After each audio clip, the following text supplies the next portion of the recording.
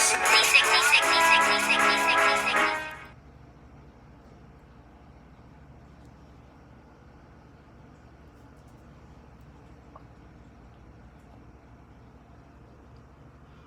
alaikum, family. It's your brother Landon X. This is Nation Town TV Live, and today, as you see, we're gonna deal with it. Our brother Kwame Brown. But you know what? If you really think about it, we are all Kwame Brown. If you really think about it, let's deal with it.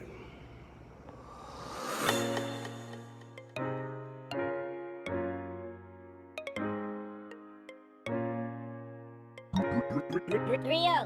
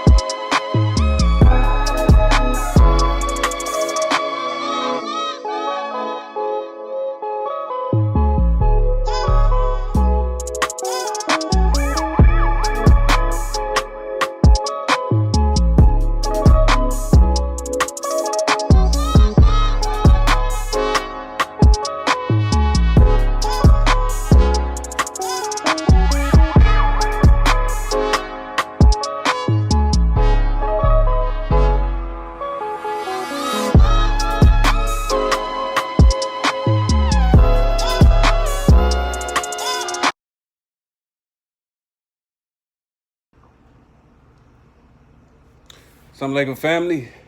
It's your brother Landon X. This is Nation Town TV Live.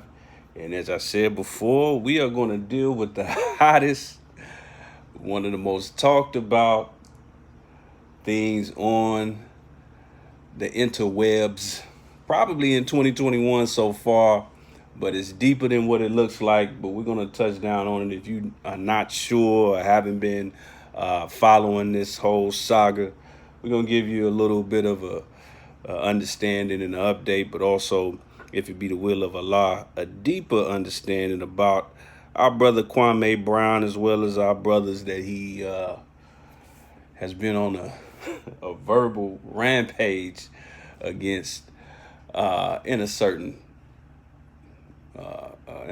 way, I should say. But first, let me start off in the proper fashion. In the name of Allah, the Beneficent, the Most Merciful, I bear witness that there is no God but Allah, who appeared in the person of Master W. Fard Muhammad, the long-awaited Messiah of the Christians and the Mahdi of the Muslims. You take it or let it alone. I further bear witness that Muhammad is his messenger, but let me be very clear as the Holy Quran itself, when it says in the scripture, Surah 16 and 36, that certainly a messenger will be raised for every nation.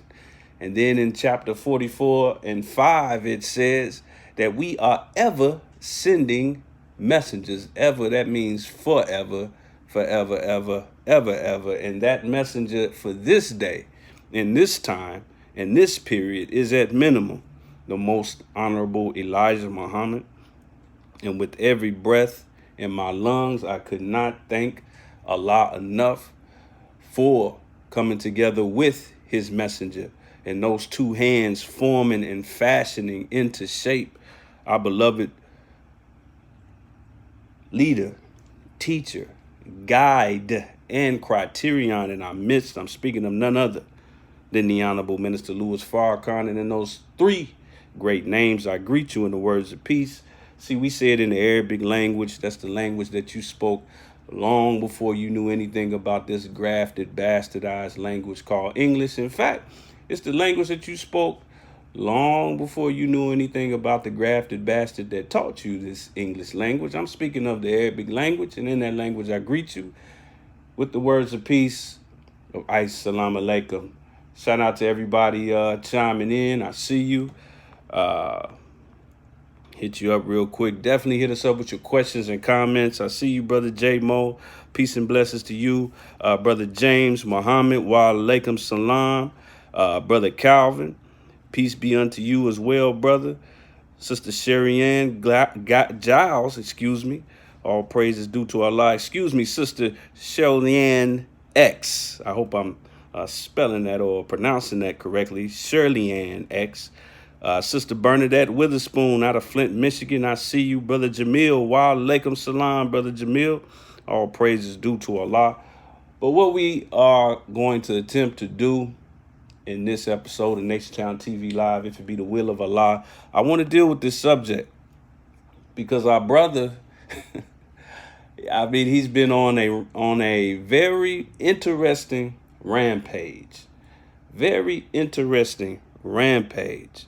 And before I get to that, of course, this is Nation Town TV Live, which is always brought to you by NationTownStore.com, your NationTownStore.com. Make sure you hit us up for your personal care needs, for your delicious bean pie, cookies, the whole nine. We even have the Mexodus Nation of Islam coffee brand from our beloved Queen Mother, Tainetta Muhammad, may Allah be pleased. Her brand of coffee is available on NationTownStore.com.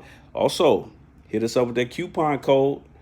It's only at a limited time, so make sure you use that coupon code BuyBlack2021. If you're using it, it's already expired tomorrow or next week. Hey, man, we tried to tell you. Like they say in the South, we tried to told you. Make sure you also hit us up and subscribe on Nation Town TV at Nation Town TV on YouTube. But as I was saying, family, and of course, you can always show your love. Cash App, $ Nation Town. Keep in mind that a percentage of that goes to our Yes Ma'am program, a meal and a message, where we serve our people that are in need here in the Los Angeles area with the same kind of food that we eat. My family I'm speaking of, we hit them up with fresh food, wheat bread, bean pies, fruit, even PPE. Shout out to all of our beloved people, no matter what you're going through here in the city of Los Angeles and beyond. But as I said, we're dealing with my brother Kwame Brown. And let me just start off by giving you the rundown on Kwame Brown. Our brother, you know, as I tell people all the time, before I stopped playing Muslim and became a registered Muslim in the Nation of Islam after being a sympathizer, what we call a sympathizer, for many, many years.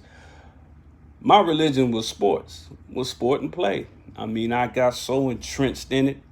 I didn't go a day without watching Sports Center and First Take and all that kind of stuff. Didn't go a day without talking about, thinking about some type of sport and play. My drug of choice was football, but you know, I follow basketball very carefully as well.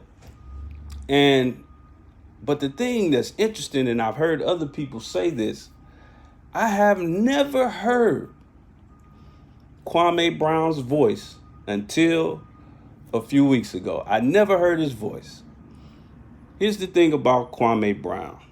Shout out to everybody chiming in. Hit us up with your questions and comments. I see you. All praises due to Allah. Here's the thing about Kwame. Let me give you just a rundown for those of you who you were taking care of grown folks' business this past week, so you didn't quite catch on to this. It's all right. It's all right. But let me tell you what's going on with Kwame. Let's go all the way back to the late 90s and early 2000s.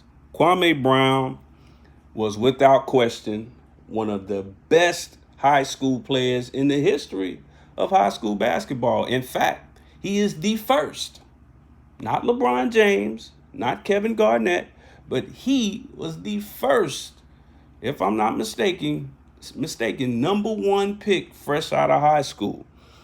Fresh out of high. Now, mind you, this brother is 39 years old. So he grew up in the 90s and the 80s. And of course, that was the era dominated. Dominated ain't even a word. It was dominated by Michael Jordan. And guess who drafted him?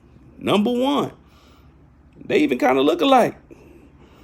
Michael Jordan drafted him number one at around the same time, about a year after Michael Jordan became a part of the Wizards franchise. He was a part owner of the team and also president of the team. And this is like a dream for every teenager, every child. Here you are, you're the number one overall pick, fresh out of high school, so good that you didn't even have to go to college. But this was probably one of the last smiles Kwame had on his face for the next 12 to 13 years. He struggled mightily as a young player. We talking about an 18, 19-year-old, literally a teenager. Michael Jordan, one of the most competitive men in the history of sports. After he drafted Kwame Brown the year after that, he came back as a player, still a part owner, still president, but also player, I should say. And he probably had Kwame praying because he was so hard on the brother. He was so hard on the brother because he struggled. He was extremely athletic. His upside was off the charts, but he struggled mightily. And it became a running joke for those who follow sports. Because here's the thing in sports. We, especially in this day and age with all these talking heads, it used to be one sports channel, ESPN, back in the 80s and 90s. Now there's like 20 of them. Then you have social media on top of that. Kwame came into the league right before social media, but by his fourth or fifth year in the league, social media was just starting to take off. So he really got hit in the face with the explosion of sports media. That's when all these other sports channels came about, these wannabe ESPNs and whatnot. And there was a running joke about Kwame Brown because he struggled so mightily for somebody that was a number one pick. Keep in mind, he was the number one overall pick in the first number one overall pick fresh out of high school ever. So he was something that sports fans had never seen before. So we didn't know how to adjust our minds and say, this is an 18-year-old. We could adjust our minds on that with Kobe because Kobe wasn't the number one pick. If I'm not mistaken, Kobe was like the 13th pick. And Kobe got the chance to come off the bench. May Allah be pleased with our brother. Come off the bench and kind of ease his way into playing with men in a man's league. I think Kobe only averaged about 8 points a game his first year. But nobody was mad at him because he was only the 13th pick. This brother, on the other hand, he was the number one pick on a terrible team. So he couldn't hide behind a bunch of great players. Even when Jordan began to play, it was quite clear that still this was not a very good team. And Jordan was 40 at the time. He was 39, 40 at the time. So he struggled mightily and he became the face of what's called in sports, in team sports, a draft bust. B-U-S-T, a bust, not to be confused with a Hall of Fame bust. A bust is somebody who there are great expectations and then they don't meet any of those expectations. So you heard a bunch of reporters, a bunch of analysts, a bunch of shows for about 15, 20 years making fun of Kwame Brown. I never saw a Kwame Brown interview. I never saw someone sit him down and say, Kwame, tell us what really happened. You never really heard his side of the story. All you saw was this very young, a baby out here trying to figure everything out. And then he's big. He's a 7-footer, so he couldn't really hide on the court. You know, it was obvious. If he missed a layup, everybody saw it. If he missed a free throw, it got to the point where the home fans in Washington, D.C. would boo him. When he would come into the game, when he would get buzzed into the game, they would boo. If he missed a free throw or missed a shot, they would boo. And mind you, and I don't want to get too deep into the sports aspect of it because there's a deeper aspect. That's the whole purpose of this episode. Mind you, Kwame Brown was before his time. Now, if you watch the NBA, and I hardly watch it, I probably watched a grand total of 2 or 3 NBA games in the last 6 or 7 years. But when you do watch it now, it's just the highlights. You see brothers and white boys the size of Kwame Brown shooting J's, shooting 3-pointers. That was Kwame's game in high school. But when he came in the league, especially playing under Michael Jordan, there was none of that. If Bill Cartwright even thought about shooting a 3-pointer back in the Bulls days, Michael Jordan would have made sure that he never got in the game again. That was a no-no in the 90s. But now everybody's doing it. So Kwame was a victim of being before his time. His skill set wasn't made to be a Patrick Ewing type of player. He just wasn't that, or be a Shaquille O'Neal kind of player. That just wasn't his thing. And he came in the league too early, long before this Golden State Warriors era where everybody's a shooter. And Kwame was more of a shooter. So his confidence fell apart, and he was a running joke for years. But here's the key part. And this is where we're going to get into the meat of the subject. He was the running joke of fans and TV personalities, most of which had never played the game on any level, or they played it at low levels. And Kwame mentioned this in one of his first videos last week when he started to go off. Over 20 years, he had gotten used to being the butt of jokes of people like fans and Stephen A. Smith. He was used to that. He wasn't even tripping on that. And then you also got to consider that he made $65 million in his 12 to 13 years in the league. So that kind of helped ease the pain of the sting, if you will, I'm sure. But most recently, something different happened. The fans were joking about him. The analysts were joking about him for off and on for 20 years. But then there's a podcast, and you know, everybody got a podcast, hint, hint. There's a podcast hosted by these 2 retired NBA players that you see on the right.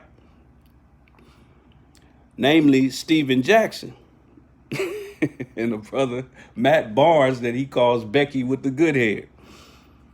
And on this show, which is a very popular podcast, they dug up the running joke of Kwame Brown, because all 3 of the people on this show, it was Matt Barnes, it was Steven Jackson, and then it was Gilbert Arenas, who was on the Washington Wizards when they drafted the brother Kwame Brown. So they all played with Kwame Brown, so they knew him personally.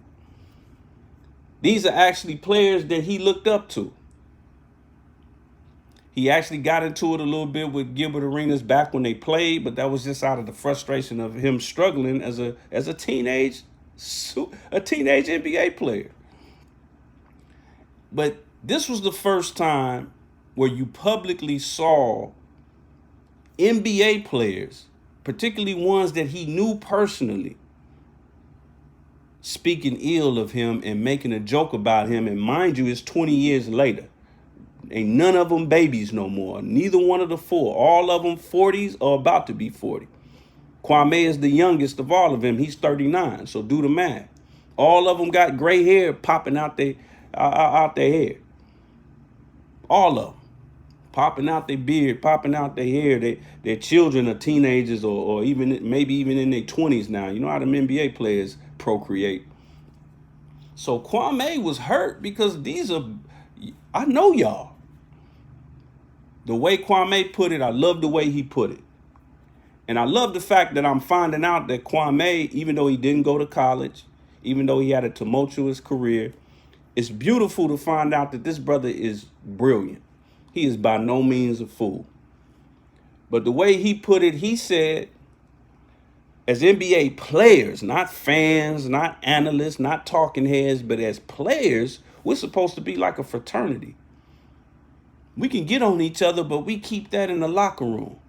You leave all that cheerleading and yipping and yapping and gossiping. You leave that to the Stephen A. Smiths and all these talking heads and all the fans in the barbershop. Leave that to them. But us, we're a fraternity. Do you know that less than 1% of college basketball players ever play a minute of NBA basketball?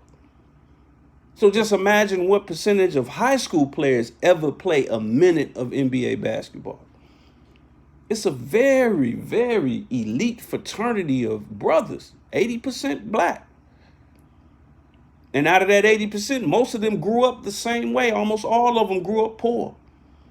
Almost all of them grew up with thinking that their only option in life as far as success is to play in the league.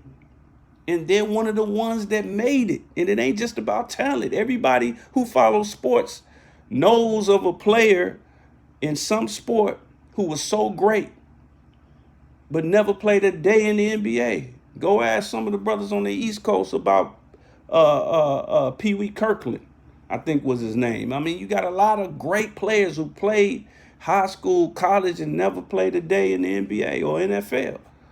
So it becomes like a fraternity. And they all have his number. They all know how to get in contact with him. He played with all of them. And here they are on this podcast, degrading the brother, snickering and ha-haing, and and they thought, to put it in the words of the classic television program, The Chappelle Show, they thought Kwame was that nigga to steal on. And he just was not. He had time today. So Kwame began to respond. He responded in a very hard way, but he was making so much sense. Pointing out that they're a fraternity, pointing out that they have to, you gotta think better of your brother. You gotta grow up. He pointed out the fact that I ain't been doing nothing but living my life and being a man, raising my child, raising my children, owning land, buying up land. He's into construction now, doing big things, doing great things. Still young, 39 years old. I'm talking about overall young, not sports young, not hip hop young, regular young, 39 years old.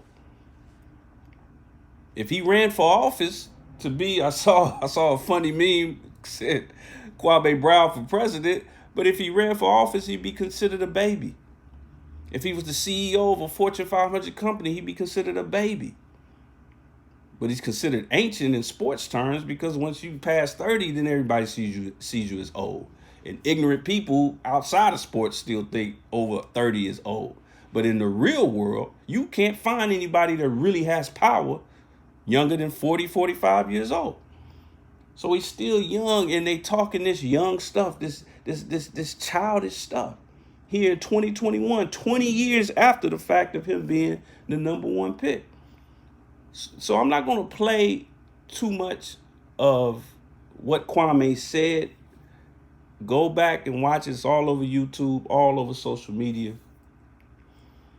But what really got me going is what Kwame said about just the fact that he's a black man. And Steven Jackson, who was affectionately known as a player at Stack 5, who I'm proud of. Let me say this about Steven Jackson. He had a chance to meet the Honorable Minister Louis Farrakhan this past year because he personally knew George Floyd. So through that and advocating for George Floyd, he met the Honorable Minister Louis Farrakhan. That started his path toward Islam. He's taken his Shahada, which is bearing witness that there is no God but Allah and Muhammad is his messenger. He's taken more of the Orthodox Islam route, but he is a certified sympathizer now of the Nation of Islam and the Honorable Minister Louis Farrakhan. And he's changed his life. Those of you who remember that big NBA brawl back in, I believe, the early 2000s, the Indiana Pacers and I think the Detroit Pistons, where they were fighting fans in the audience. Steven Jackson and Ron Artest were the main ones throwing blows. And he was always seen as like an enforcer or a goon in the NBA. He had a cold jump shot, but he was really seen as an enforcer or a goon as an NBA player. So he's grown up in many ways as a man. He's done a good work. He's really an advocate now. He's really an activist now. But he's also a part of this podcast. And on this podcast, he played along with the making fun of Kwame Brown. And Kwame went in on him. Called him the fake Black Panther. Fake Black Lives Matter, fake Wakanda Negro. Went into his personal life, claiming that he buys women. I'm gonna let your imagination do the work on that one. He went in on Matt Barnes, called him Becky with the good hair. I gotta admit, since I'm admitting how I feel about the players in question, Matt Barnes, I wasn't a fan of his as a player, and after this incident, I'm still not. But he was also kind of a goon enforcer type, or at least he thought he was. So he's been going in on him. And everything he's been saying is 100% the truth. These players have even admitted, either through silence or like Stack 5 admitted, yeah, I was a philanderer. I was flying women out and all this kind of stuff. So he's really unearthing all the dirt on their life while they wanted to make fun of his playing career. And then Stack 5 said something last week about the brother that was really ugly. I'm not even going to repeat it. It was so ugly. And Kwame took that and he threw that back in his face since he's supposed to be Mr. Black Lives Matter. Okay, so we up on what's going on. Now, shout out to everybody chiming in. Hit us up with your questions and comments. I see you, Brother Jerome Blakely says all facts, all praises due to Allah. Brother Kevin Rudy Williams says, Kwame also said that the older men around told him that if you ever get some money to buy some land, because they make more things, but they can't make more land. That's right. And the brother is a connoisseur in that department. Brother Calvin Crawley says, right and exact, brother, hold your brother up. But let me say something. Let me defend Nation Town TV before I defend Kwame, because just 2 weeks ago, maybe even 2 months ago, before this Kwame thing, I pointed out something. I pointed out that I am not a fan of what I call Mandingo fights. Mandingo fights are when, in slavery, the slave master, for his pure entertainment, would get two big, strong, buck slaves to fight each other to the death, oftentimes, just for a piece of chicken and a chance to lay up with the prettiest slave wench as they called them, on the plantation. And nowadays it still happens. If you think about it, most rap beefs are Mandingo fights. Now, since everybody's got a microphone, everybody's got a podcast, a lot of it revolves around Mandingo fights. And Nation Town TV, we hold that opinion that we are not advocates of Mandingo fights. As our illustrious Western Regional student captain here in Los Angeles, Moss 27, says, kill the beef, keep the brotherhood. Settle your differences, keep the brotherhood. Especially don't do it in public, because the enemy is the winner at the end of the day, the only one that wins. So why we sound like we're defending Kwame on this? What makes him different? Well, I still feel the same way about Kwame. I want Kwame. He went off. He shot the Scud missiles. They landed. It destroyed a lot of territory. I mean, he's going beyond these three brothers. He went beyond Matt Barnes, Steven Jackson, and Gilbert Arenas. Now he aimed at Charlemagne the God. Charlemagne recently apologized. He aimed at another ESPN analyst. I forget her name. Y'all know her name. The sister that used to be on ESPN. She jumped in the fray. He lit her up. He hit up the whole Breakfast Club, Angela Yee, the whole nine. He went in on Stephen A. Smith, and I gotta admit, I'm kind of enjoying that because I'm not a fan of him, the way he does his job. Not just him as my brother, but just the way he does his job. So why does it seem like I'm giving Kwame a pass? I'm not.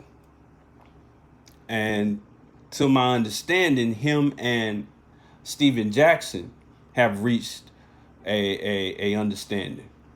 I don't know if they fully atoned, if there's been any real forgiveness, but Steven Jackson, another thing that Kwame Brown was very accurate about.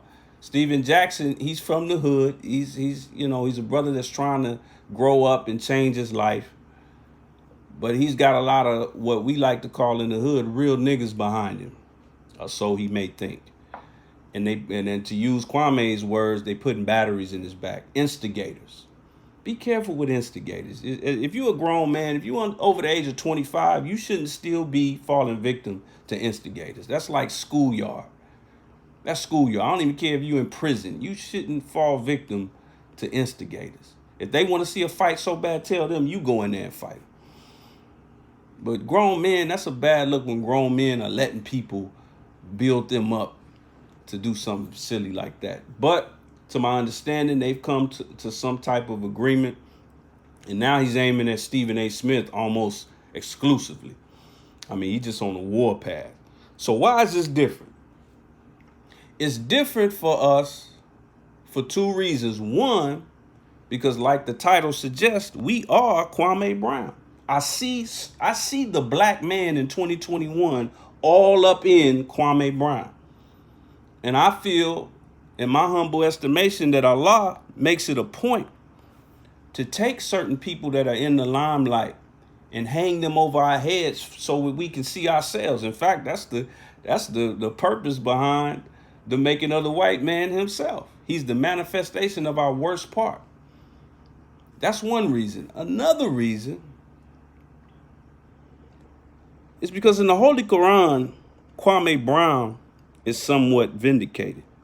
In the Holy Quran, in the 4th chapter, the 148th verse, because if you watch Kwame's videos, he is eloquent for somebody that never went to college. His main focus been basketball since he was 10.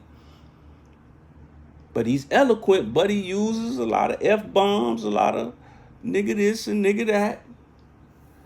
He does a lot of mocking, But this is a brother that been hearing it for 20 years, since he was a baby, since he was 18. You got brothers who were robbing people at 18 years old, selling poison to their own family in their own hood when they were 18 years old. And ain't nobody talking to them like that. Ain't nobody talking about them like that. What would you rather be? Be honest. Be honest. What would you rather be? A $65 million #1 pick bust in the NBA, or a former dope dealer, a former pimp? You were pimping at 18. I know brothers that was pimping at 18. And not even pimping grown women, pimping women that was around their age, 16, 17. We've been talking about human trafficking. I know brothers that was doing that at 18. Selling dope. I mean, and we glorify them.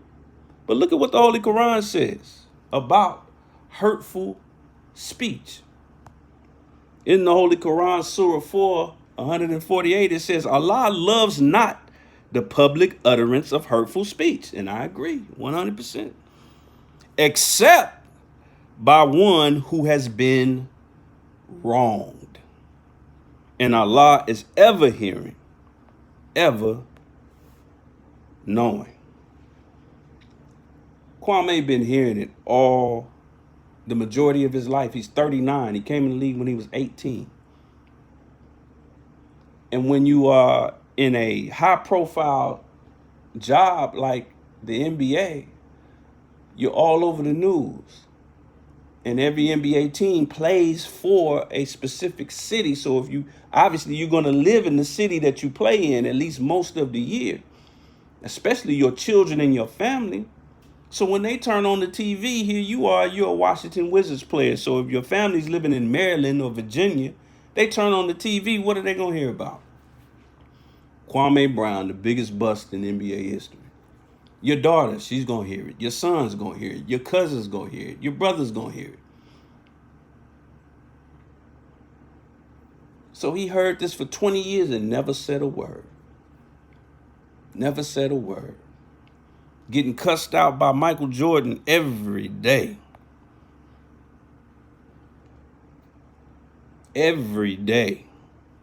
Charles Oakley, who is Michael Jordan, one of Michael Jordan's best friends in the NBA, I read a story where Michael Jordan thought that bringing Charles Oakley to practice one week and basically bullying 18-year-old, 19-year-old Kwame Brown for a week on the basketball court, threatening to fight him, threatening him to whoop his behind, that would make him tougher. 18, 19 years old.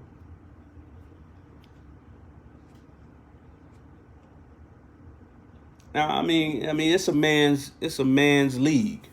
I keep falling short of saying a man's game because it's really not a man's game. None of these sports are men's sports. They're for children.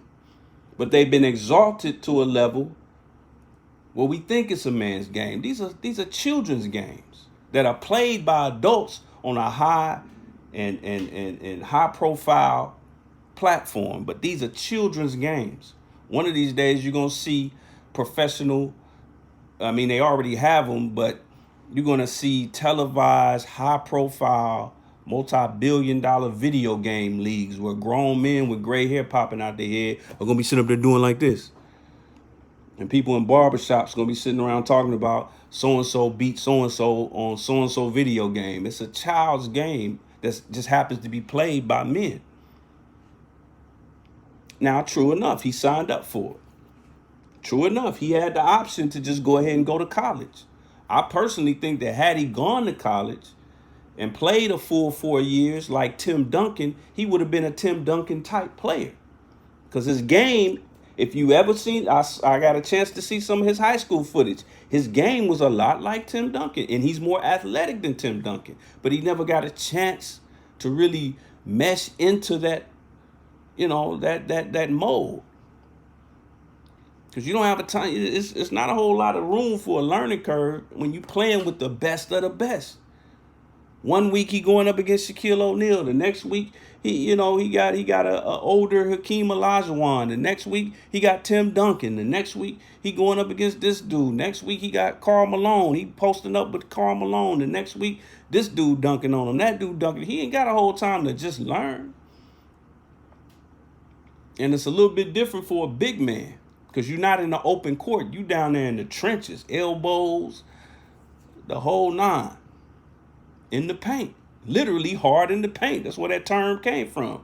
That's a basketball term, going hard in the paint. So he didn't have a whole lot of time to learn. But here's the purpose of the subject. Kwame is a high-profile version of what black men in general go through. What am I talking about? You know what was interesting? First of all, this week marks the 1 year anniversary of the brutal murder of our brother George Floyd.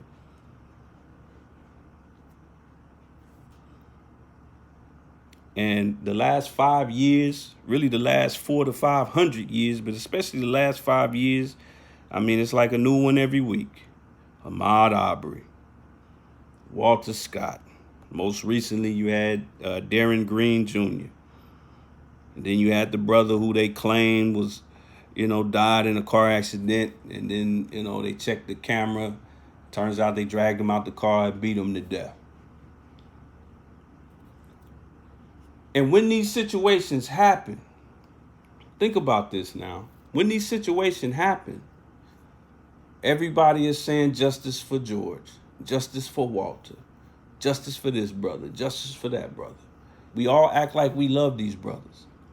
We all act like we willing to die for these brothers. We start tearing stuff up. We set stuff on fire. We pumping our fists. We all on social media acting hard, and we all turn into Huey P. Newton overnight. We all turn into Malcolm X. We all turn into Minister Farrakhan overnight over these incidents.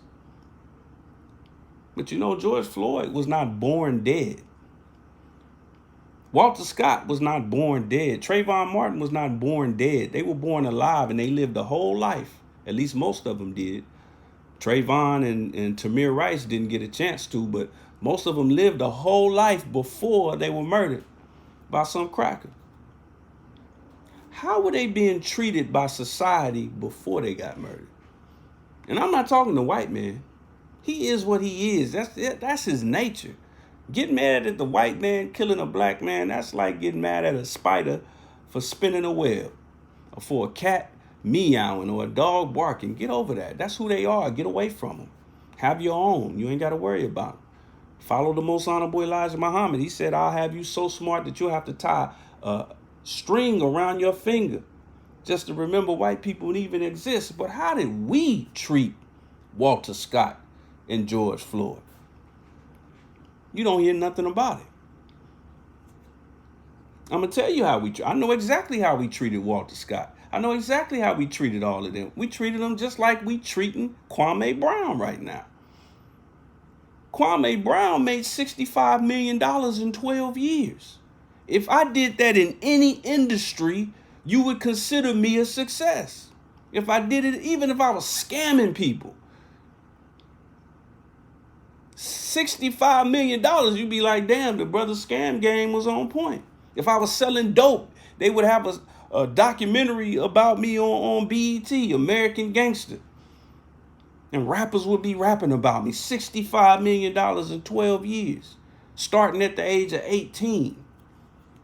Put that in the computer programmer industry. Put that in Silicon Valley. Put that in real estate. Put that in stock. In the stock market, put that in crypto, put that in any other industry, and that is a resounding success.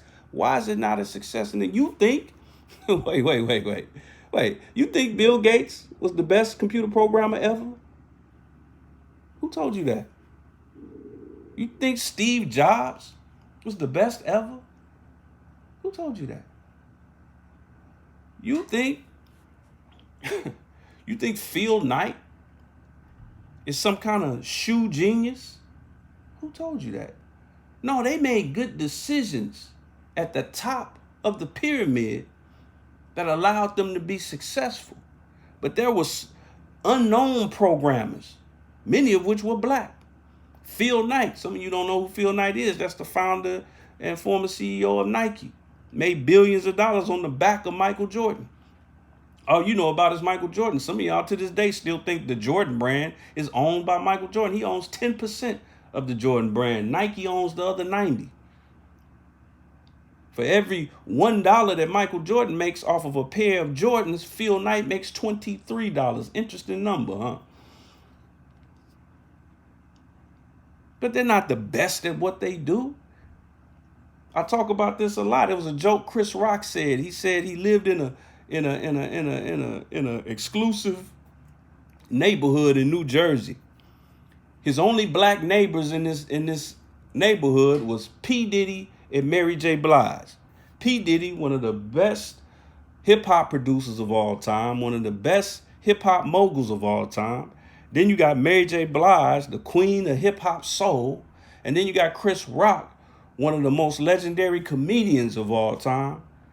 But he said his neighbor was a dentist, a white dentist. He wasn't the best dentist. He didn't have the biggest practice. He wasn't nothing. He was actually an average dentist, but he could afford the same kind of house that it took Chris Rock and Diddy and Mary J. Blige years and just an amazing amount of talent in order to get. But this brother got dragged through the dirt. Do you know Steve Jobs got fired by his own company? But you don't hear nobody making fun of Steve Jobs. He's considered a genius. He founded Apple out of his garage.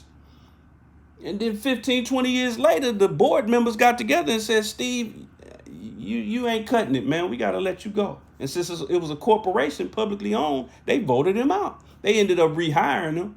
And then after that came the iPhone and the iPad and all of that. But he got fired by his own company. Nobody talks about it like that. Nobody talks about that. Bill Gates, college dropout. Nobody talks about them like that. Why do we talk about ours like that? Settling on the poor part of our own. Shout out to everybody chiming in. I see you. I see you, Brother Ahmad. All praises due to Allah. He says, teach. Brother Tevis, just like we treat the Million Man March. I see you, brother. Yes, sir. Brother James says, look in this world's game. As long as we think Eurocentric, we will want what Europeans want, including our own demise, dear family, is evidentiary. That's true. That's true. Brother J-Mo says, in his words, they're going to get some of his mama cooking. Now, his mama's cooking is actually, I mean, he is such a phenomenon. Brother Kwame is such a phenomenon on social media right now that the terminology of I want all the smoke is actually old now. Now the new terminology is my mama's cooking. When he was talking about Brother Steven Jackson, he said you had to pay women to go home with you. He said they wanted me just for my mama's recipe. And and like I said, I want to see the beef get squashed. He said his piece. But when somebody like the Holy Quran, I gotta roll with the Holy Quran. I gotta roll with Al-Kitab on this one. The book says if you are oppressed, then you have the right to use hurtful speech, at least for a time. Get it off your chest. You have the right, according to God himself. I got to roll with God on this. Now, let's go back to Walter Scott. Let's go back to Trayvon. Let's go back to Eric Garner. Let's go back to George Floyd. Let's go back to Ahmaud Arbery. Let's go back to these brothers. These brothers were probably being laughed at. They would have been laughed at if they were in Kwame's shoes. Ahmaud Arbery was a high school football star. And because he didn't get the kind of scholarship that everybody thought he was going to get, he went through a lot after high school. Because it's tough for a young man to deal with when everybody in high school is telling you, oh, man, you're going to do this. You're going to go to UGA. You're going to be a D1 player. You might go to the NFL and they bump it, because everybody trying to get in where they fit in just in case he does reach that level. And he can buy them a house or a car or whatever when he gets to that level. So everybody in his ear telling him how great he is. So when he wasn't able to go to the next level, his life kind of was on a downward spiral. He started to deal with drugs. He didn't really know what he wanted to do with his life. He had a couple of run-ins with the police, and then he gets gunned down by two basic peckerwoods in the middle of Georgia. Ahmaud Arbery was Kwame. Walter Scott was Kwame. So my point is this. And we talking all this stuff, thanks to your boy, we talking all this stuff about high value man. I ain't never seen a black man that ain't high value. I don't know what that look like. I ain't never seen a black woman that ain't high value. What the hell is that? Like my brother just said, it's all based on Eurocentric standards. Eurocentric standards. And I mentioned, and let me say this, and I mentioned this before on Nation Town TV, and I got to say it again. Somebody that's watching, many people that's watching, you might feel a little bit blacker when you say Black Lives Matter. You might feel a little bit blacker when you say justice for George Floyd, justice for Ahmaud Arbery, justice for Breonna Taylor, justice for so-and-so and so-and-so, justice. You might feel, when you go out there and you protest next in between a white girl and a LGBTQ person, you might feel blacker for that moment. But let me tell you something. As black people right now, we really have the same mentality about black men that a grand wizard of the Ku Klux Klan has. What? Huh? Wait a minute. What? I got my Black Lives Matter shirt on. I pumped my fist. I protested. What you mean? How am I a grand wizard of the Ku Klux Klan, Brother Landon? If I went to if I went to David Duke right now and I said, Dave, what do you want, nigger? Listen, Dave, let me ask you something. Tell me one type of black man that you like. And David Duke is a smart man. He'll probably sit back and he'll think about it for a minute. He said, you know what? There is a type of nigger that I like. A dead one. Ku Klux Klan members love dead black men. They have no problem with that. That's their favorite black man.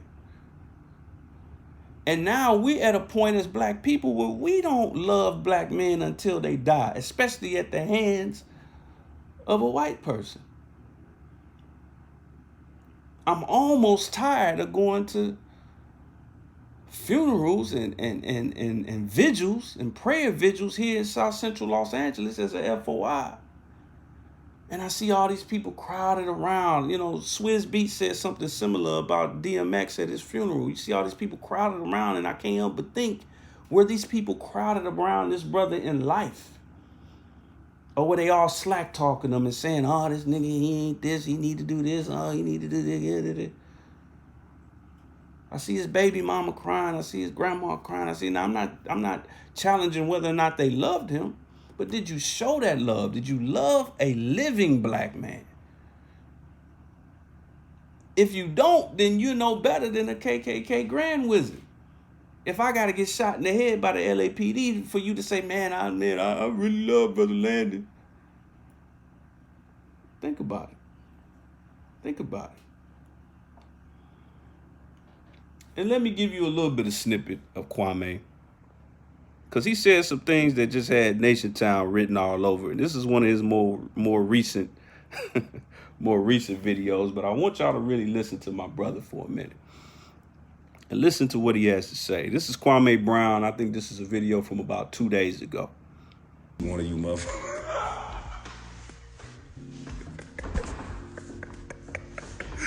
Oh, shit. Hey, yeah, hey, look, I've been sitting back looking at this shit on the news. I just be laughing. I be like, we just don't get it.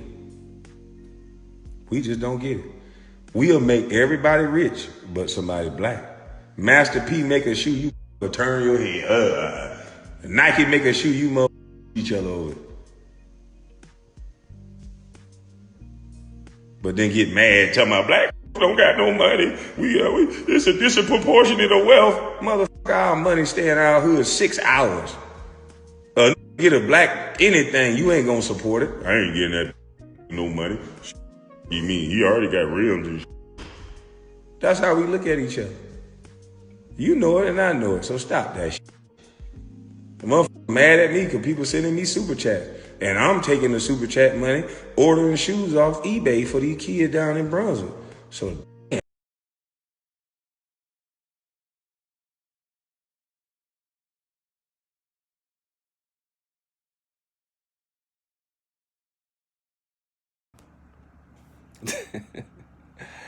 I ain't gonna get that nigga no money. He already got rims. I mean, is that us or is that not us? And he broke down the mathematics. He said our money only lasts in our community 6 hours. That's an actual fact coming from a brother who didn't even go to college. But you can tell this is a man who, while he may have struggled as a basketball player, a child's game, this is a man who's been perfecting manhood for 20 years while struggling with a child's game. I'll take the manhood. I'll take the manhood and the $65 million. And this is a man that has mastered that. I'm not saying he's perfect. But when you listen to him, you're not listening to a fool. Let's listen a little bit more. That money, ordering shoes off eBay for these kids down in Brunswick. So damn, that's how much you think about a black man. You don't want a black man to have nothing. You want to catch you in traffic.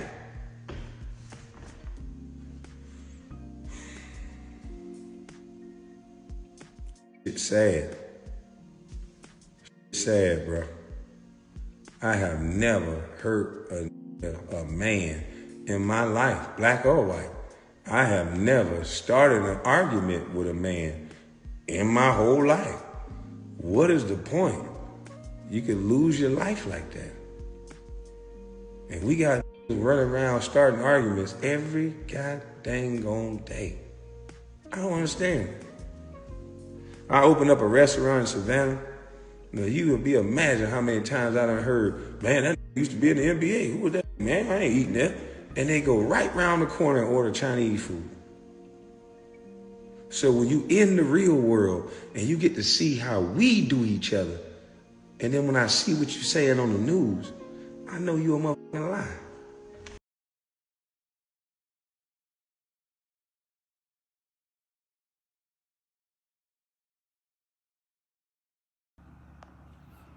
Then go right round the corner and order Chinese food after wanton criticism of a black-owned business. Ain't that what we talk about on Nation Town TV? So you're not dealing with a fool, and he's using this platform. Now he's using it, and I hope he stays on this platform. I hope he gets a podcast and a whole nine, because he's using this situation to really get a lot off his chest. He had a very troubled childhood. He had your typical black broken family. He's got a father who's in prison. He's got siblings that are in prison. And he's gone through a lot, but he's trying to break the cycle. And he's actually breaking the typical Negro cycles. But he's the butt of our jokes. What does that say about us? What does that say about us? See, because the real goal for us at this point, as we deal with the 1-year anniversary of George Floyd, I don't even want to use that word anniversary for a murder.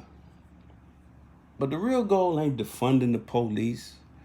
It ain't trying to, we sitting around mad because Asians got some kind of crime bill from Joe Biden, and we want a bill from the government, the same government that reneged on 40 acres and a mule. Now you want more from them. They gave you the Tuskegee experiment. Now you want another shot. I don't understand that.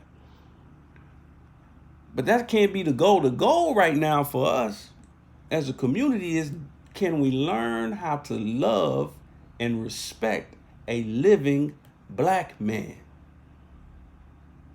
who white people have not told you to love and respect? See, that's where it really gets difficult for us. We don't know how to love and respect the black man that white people hasn't given us permission. Some of you loved Malcolm X coming off your lips because white people put him on a stamp. They gave you Warner Brothers gave you a movie. Martin Luther King because McDonald's put his face on the side of a damn Happy Meal box. So now you got masses permission. But do we know how to love? Even that's not an example of love, because they both dead. Do you know how to love a living black man? Not one that's an NBA star, not one that's a football star, not one that's a rapper, not one that's a clout chaser and activist or whatever. Just your neighbor. Love and respect. I ain't saying you gotta hug him and kiss him all over his body like Pepe Le Pew, but can you respect the brother? Can you say, you know what, at the end of the day, that's my brother. I don't know his life. I've never walked in his shoes, so I'm not going to judge him and say if he's high value or low value. That's my brother. I'm talking to sisters and brothers. Do you know how to love a living black man? Do you even know how to love yourself while you're alive? See, a lot of us don't even know how to do that. But that's got to be the goal. And the starting point of that is that we got to really understand something that's taught in the Nation of Islam. It's taught in the Nation of Islam, but every now and then some of us struggle with the concept. And that is settling on the best part. A lot of us don't know what that means.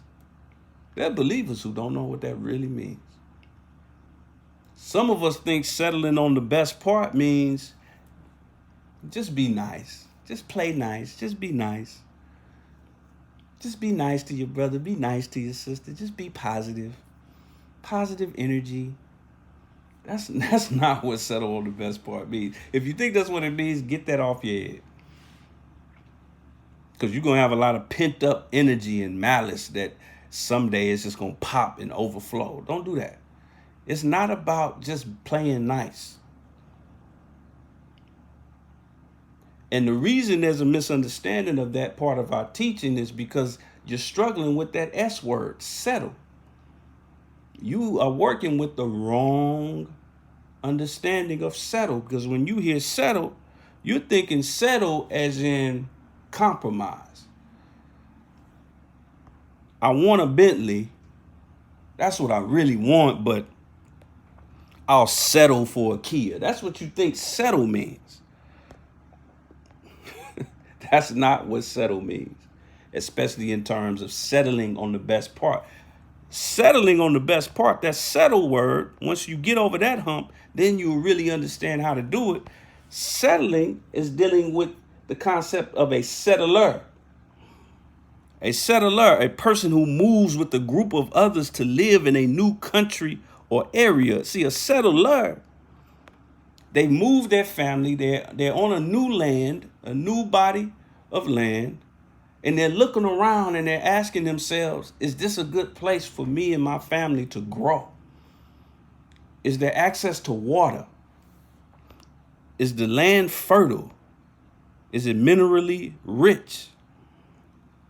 Is it somewhere where I can dig a hole and set up a water well? Can I put a school over there? Can I grow crops over there? That's a settler's mindset. Not settle for. See, here's the trick. Here's where it gets tricky. It's not settle for, it's settle on. A lot of us think settling on the best part is the same as settling for. No. You're looking for something to extract out of that brother. Not to use him or her, but you're looking for that best part that you can learn from, that you can benefit from. When you hang around intelligent people and you focus on their intelligence, they're going to have other flaws. They might have bad breath. They might kind of have they might be a little arrogant. They might be this, they might be that. But if you just focus on their intelligence and their study habits and things like that, you're going to step up your game in that same area. So it's personally beneficial.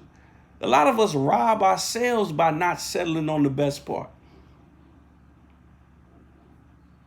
Everybody that's watching this, myself included, there's probably somebody you know that's a 10 in the area that you're a 4 at.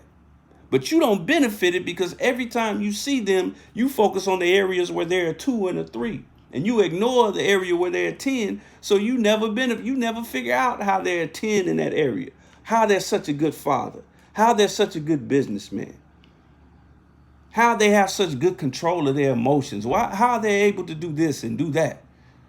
But you don't ever focus on that because you heard somebody had told you that they this and they that. So now you only focus on that when you see them. So you robbing yourself. They could be giving you the game on something that you've been struggling with your whole life because you don't understand the concept and the science of settling on the best part of the earth. So we don't know how to settle on the best part. So we never become a settler. Those 60 plus black towns that we built after Reconstruction, after slavery, like Black Wall Street and Rosewood, Willingsboro, North Carolina, all these places, they were set up by settlers, black people who went to these places. They weren't from these places, especially Black Wall Street. These were slaves, former slaves and former sharecroppers from the deep South that moved westward. And they looked around Tulsa and they said, you know what? We can build something here. And that's how you have to do it with your brother and your sister. What can I build with on this brother and this sister? As it says in our lessons, the original man does not care about the poor part. Not that he does not know about the poor part. He just does not, or she just does not care because they can't do nothing with that.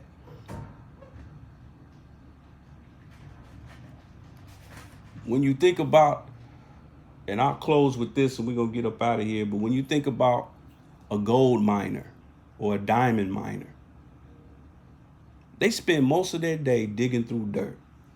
They got this thing they used to have back in the day called a sifter, where they dig next to a creek or a pond or a river, and then they sift it until all the dirt shakes out, because it shakes out everything but something that's a mineral like metal or gold. So they sit there and they shake it and sift through all the dirt until they find a nugget up under all of that. What if we treated each other like that? And imagine being a diamond miner or a gold miner, and instead of looking for gold, all you did was collect dirt. How long would you have that job? How successful of a diamond miner or a gold miner will you be if all you doing is laughing at all the dirt you found? Man, look at all this dirt. You be the worst gold miner in the history. You be the Kwame Brown of gold mining. You be the worst. They be like, how did this brother ever become a gold miner when all he does is sit up here and focus on dirt? But we don't know how to settle on our brother's best part. We can expect this kind of treatment from the white man. That's his nature. Like I said, that's the dog barking, the cat meowing. That's his nature. But with our brothers, if the brother sucked as a professional player, keep it in context. He was a below average professional basketball player, which means he's 20 times better than you. Don't get it twisted. The worst player in the NBA could dunk all over you and embarrass you in front of your baby mama and your children and everything. The worst. And he can embarrass, not only can he embarrass you on the court, but then off the court, he pull out his pay stub and show you what he gets paid for wearing a warm-up the entire game and being basically a glorified cheerleader every game. It would break your heart. And you getting up every day early in the morning to can't see at night, sitting through traffic for some white man to cuss you out so you can get a little check for $400-500. This dude making $700,000-800,000 just to sit on the bench and clap his hands when Kevin Durant do something special or Kyrie Irving do something special. And like I said, it's the same mentality that a KKK Grand Wizard has. But see, and there's another type of Negro that this white man respects: entertainers. As long as he's getting what he wants out of them, he'll look at these entertainers and have these entertainers thinking, athletes and entertainers thinking that they're successful. But don't let them start standing for something or kneeling for something, and suddenly they find out what their white owners really feel about them. Kyrie Irving, he's the next Kaepernick. This brother's making salat on the sideline before games, speaking out against Israel and the Palestine issue. It's only a matter of time. These players and these athletes and these celebrities that you think are elite, but really they just high-priced employees and slaves. And I'm going to close with this, family, before we get up out of here. Shout out to everybody chiming in. I see you. All praises are due to Allah. Let me hit up these comments real quick. Shout out to everybody chiming in. Appreciate the love. What we got? Brother Jerome says, don't hate, congratulate. Brother James says, it's to be time for our mental separation to lead the body of our people. This is the time. That's right. That's right. All praises due to Allah. Brother Calvin says, say that, brother. All praises due to Allah. Brother James says, strive to comprehend. Every time we see a black man and a black woman, we're looking at a God. You can't be a black bust. What's a black bust? That's an oxymoron. How you a bust when you the #1 draft pick of God? Y'all didn't hear me. Y'all didn't hear me. You are the #1 overall draft pick, not fresh out of high school, not fresh out of college, fresh out of nothing, out of dust, triple darkness, black mud fashioned into shape. And Allah put that hat on you and said, with the first pick of the life draft, the universal draft, Almighty God, Allah selects the Aboriginal Asiatic black man, the maker, the owner, the cream of the planet Earth, God of the universe. You can't be a bust unless you reject God. Unless you reject your own godhood. That's the only way you can be a black bust. And I'm looking at Kwame and the life he's living. He's having fun raising his daughter. He speaks about his daughter all the time, raising his son. He owns plenty of land and he's hands-on with it. He just ain't handing all his money to some accountant and the accountant is telling him that he buying land with it. I just saw an interview of T-Pain, the singer, saying he was just giving his money to some dude, thinking he was buying property and wasn't doing nothing with it, but spending it. This man is hands-on, doing what the minister said, own land. If anything, he stole from his white owners. They thought they were getting the next David Robinson, and they didn't get that. But he still walked away with $65 million, and now he buying up land. I mean, damn, ain't that the black American dream? That's some Robin Hood stuff, man. And we laughing at him. Man, the joke's on us. The joke is on us. Brother James says, it is written, the bottom rail will come to the top. That's real. Brother Tevin said, Master is God to some. That's too real. Brother Jerome says, one love, Kwame Brown. Absolutely. Sister Ashanti says, excellent, without excuses. Brother James says, go ahead, say that, fam. All praises due to Allah. And let me go into our teachings before we get up out of here one more time. I like to tell new believers in the Nation of Islam, and I mean this in jest, and I mean it, it's just a matter of saying. I tell them you got a pack of 38. And by 38, I mean 16 restrictive laws, 10 guiding rules of conduct, and our 12 general orders. And then our 16 restrictive laws, which are our success, the 15th of which says slack talk and gossip is strictly forbidden.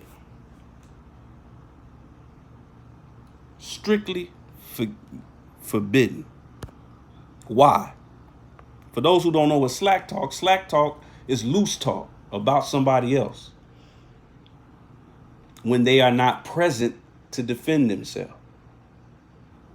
Now notice it doesn't say anything about whether or not it's true. It only says don't talk about another man or woman. And keep in mind, and this is a little public service announcement to my fellow registered believers, everything that's in our teaching, it's not just for the mosque. It's for life. This is manhood and womanhood training, not mosquehood training. So if you shouldn't slack talk with your brother in the ranks, you shouldn't slack talk with any brother. Because it poisons the brotherhood, as you saw. Kwame thought he had lifelong brotherhood with those three brothers, and he turned on social media one day and saw them just clowning them the same way Stephen A. Smith and all these white boys in sports talk radio been clowning them for 20 years. That broke my brother's heart. And he didn't make no bones about it. He made that clear, that he expected better of his brothers. Slack talk is strictly forbidden. If that person is not there, and better yet, if you're the person that's on the receiving end of slack talk about another brother, not only should you put an end to it, but you should bring that brother that's being talked about or that sister that's being talked about into that circle. And say to brother, hey man, tell brother everything you was telling me about him. That was interesting. And that ain't being an instigator, that's just getting it all out. So therefore, you're not guilty of slack talk and gossip. It's strictly forbidden. That's how you keep unity. That's how you keep unity. And on that point, family, I'm going to get up out of here. But as we strive to do on every episode of Nation Town TV, we want to hear from our beloved minister, the criterion in our midst, the Honorable Minister Louis Farrakhan. And he's going to speak briefly on settling our differences as a community. And this was at I think this was a part of the Let Us Make Man tour, which along with the Stop the Killing tour was really the genesis of the Million Man March. But listen to what the Honorable Minister Louis Farrakhan says about how and the value of settling your differences with your brother. And I'm going to leave y'all as I greeted y'all in the words of peace. Assalamu alaikum. You know how you settle a difference? When somebody comes complaining to you of something you've said or done, stop a moment and see if you can see yourself from their perspective. Just stop a moment and say, well, let me see. I don't think I'm wrong in this matter at all, but let me see if I can see me from your perspective. Tell me what it is that I've said that offended you. And you know something? When you begin to see from each other's perspective, you say, well, yeah, from your perspective, I could have been wrong, but let me show you another perspective. Now you begin to reason with each other, and you know what? You begin to find out it was so simple. And you allowed a wall to come between you when it could have been broken down, but you kept adding bricks to the wall against your brother to justify your nasty attitude one toward the other. If you're a Christian or a Muslim of another persuasion or a Hebrew, regardless to your religious persuasion, the principle that I am talking about is universal. The Christian community must settle your differences. The Muslims must settle the differences. And then as a people, we must settle the differences between ourselves. Otherwise, there's no reconciliation. There can be no unity.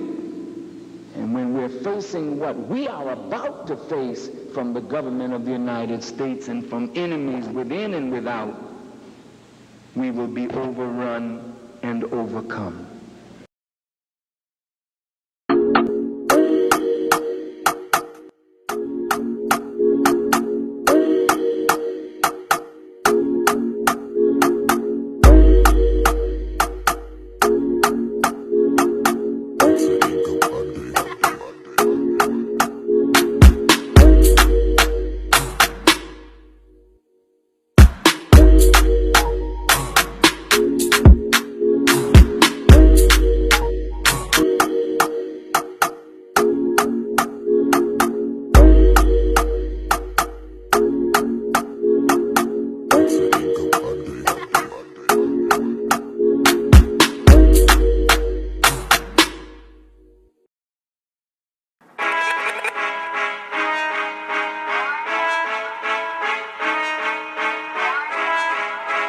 I was told to deliver this message.